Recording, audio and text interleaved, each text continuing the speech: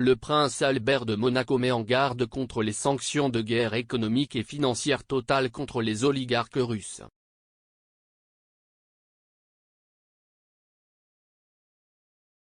La nouvelle a été révélée par le palais dans le cadre d'une déclaration qui se lit comme suit: le prince Albert de Monaco a soutenu tous les efforts visant à mettre fin au combat en Ukraine et à encourager le retrait des forces armées russes du territoire ukrainien.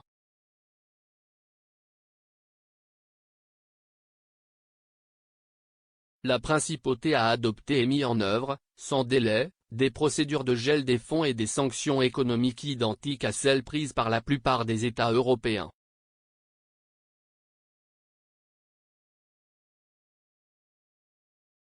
La déclaration s'est terminée par une démonstration de soutien aux Ukrainiens qui souffrent et a appelé à la mise en œuvre d'un cessez-le-feu immédiat.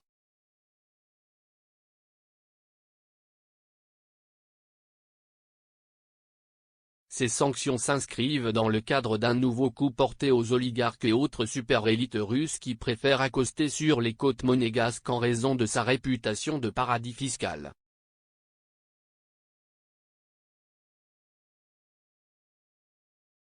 Cette déclaration intervient peu de temps après l'annulation du Grand Prix de Russie de Formule 1 par crainte d'un boycott international par d'autres pilotes et équipes.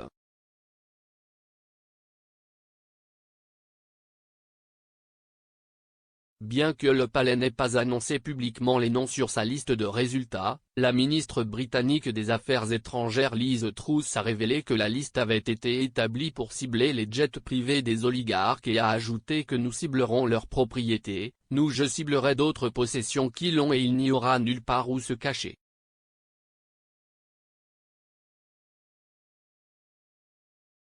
Une décision similaire du ministre français des Finances a également été prise au milieu des troubles croissants en Ukraine et le pays a décidé de lancer une guerre économique et financière totale contre la Russie via un programme continu de sanctions toutes les quelques semaines.